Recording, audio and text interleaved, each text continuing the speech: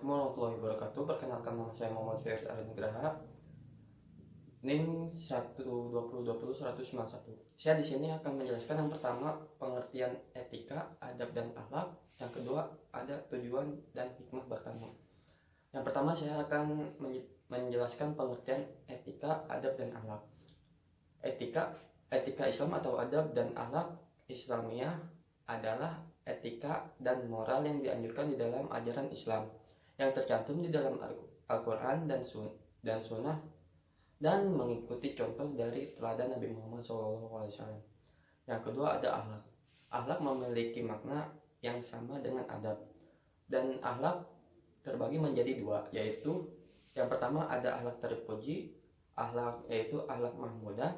Yang kedua ada akhlak tercela, yaitu akhlak mazmumah.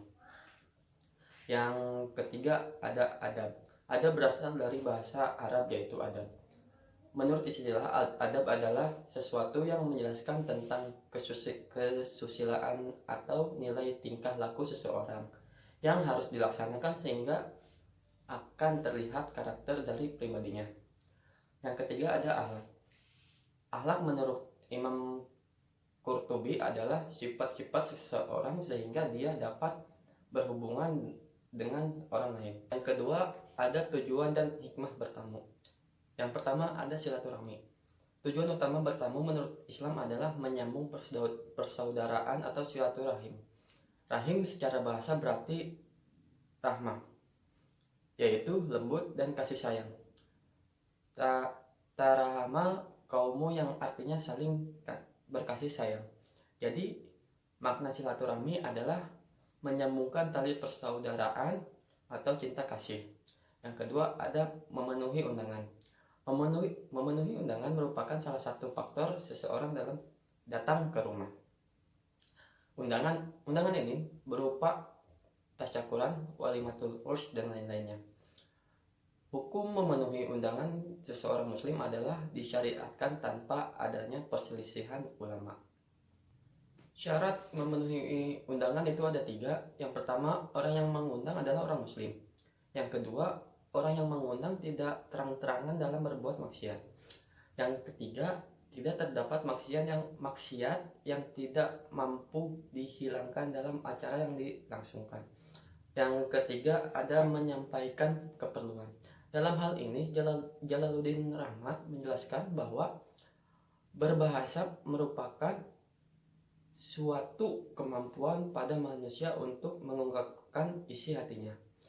Dalam konteks penyampaian keperluan ini, maka bahasa dapat menjadi jembatan antara seseorang dengan yang lainnya. Yang keempat, ada bertamu adalah ibadah. Dalam menjalankan kehidupan dunia ini, sedikitnya manusia memiliki 2 hubungan. Yang pertama, hubungan manusia dengan Allah Subhanahu wa Ta'ala. Yang kedua, hubungan manusia dengan manusia lainnya, atau dengan yang dalam bahasa Arab yaitu hablum minan nas. Hubungan manusia dengan Allah Subhanahu wa Ta'ala adalah merupakan dasar yang menentukan bagi hubungan manusia dengan sesama penciptanya. Ada beberapa dahsyatnya hikmah menerima tamu, antara lain 1. Membawa rezeki, kepulangannya membawa ampunan bagi tuan rumah. Yang kedua, diluaskannya rezeki dan dipanjangkan umur.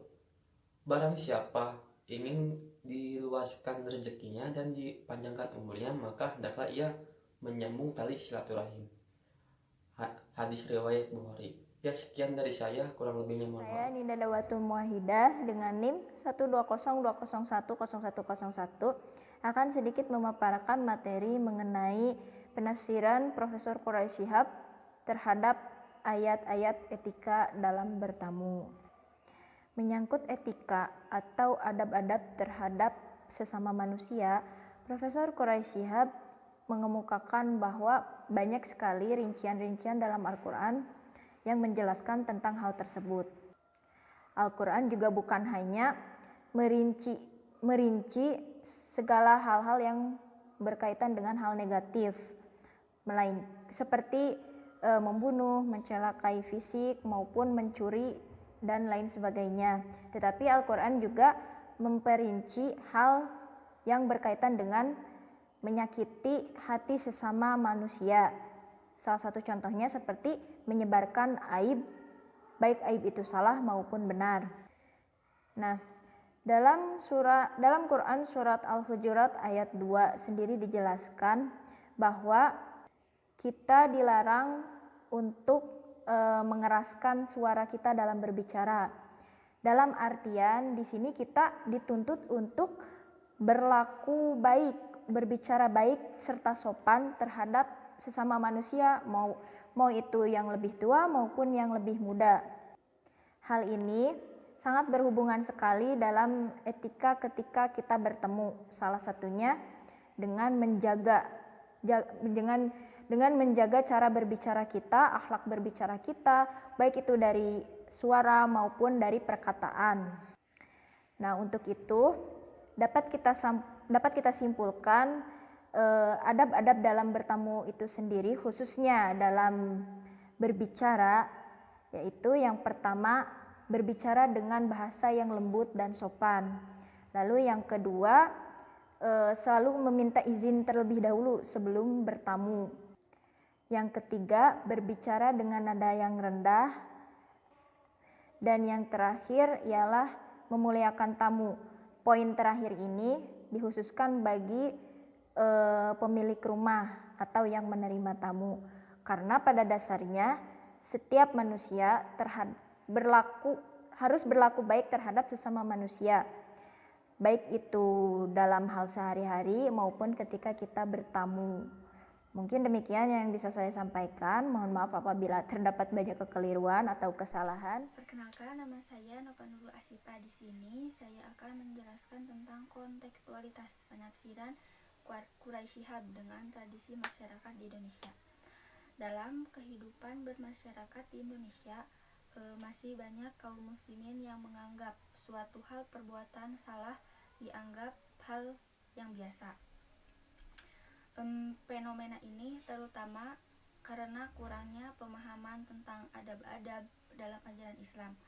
Akibatnya, jika suatu kebiasaan di masyarakat menganggapnya sebagai hal yang lumrah, maka hal itu dianggap sah saja untuk dilakukan.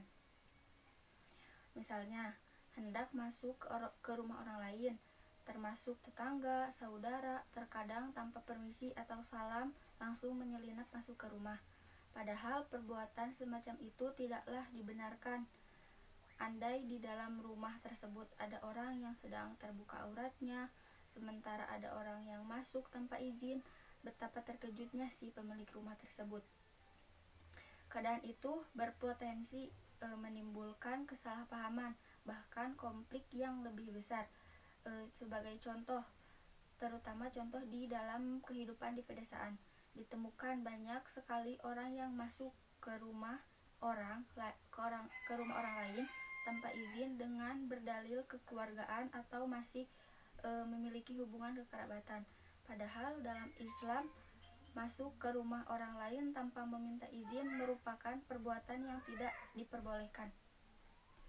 Masuk rumah tanpa izin juga bisa mendatangkan fitnah, terlebih seseorang yang masuk tersebut bukanlah mahramnya. Fitnah ini seperti dikira mencuri, dikira akan membahayakan, atau fitnah lainnya. Hal ini sangat relevan dengan apa yang disampaikan oleh Muhammad Quraisy Shihab dalam tafsirannya. Beliau menjelaskan bahwa yang pertama, seorang yang bertamu ke rumah orang lain hendaknya mengucapkan salam terlebih dahulu. Dan hal ini sudah menjadi tradisi yang baik di kalangan masyarakat Muslim Indonesia. Yang kedua, pada hakikatnya manusia adalah makhluk sosial yang membutuhkan manusia lainnya dalam berkomunikasi, salah satu kebutuhan manusia. Selain itu, berkomunikasilah sebagai ciri manusia sosial, baik berkomunikasi secara individu maupun kelompok. Yang ketiga, memuliakan tamu adalah kewajiban bagi seorang muslim. Seorang muslim yang beriman kepada Allah dan hari akhir sudah semestinya mengimani wajib memuliakan tamu sehingga ia akan menempatkannya sesuai dengan kedudukannya. Mungkin cukup sekian yang dapat saya sampaikan.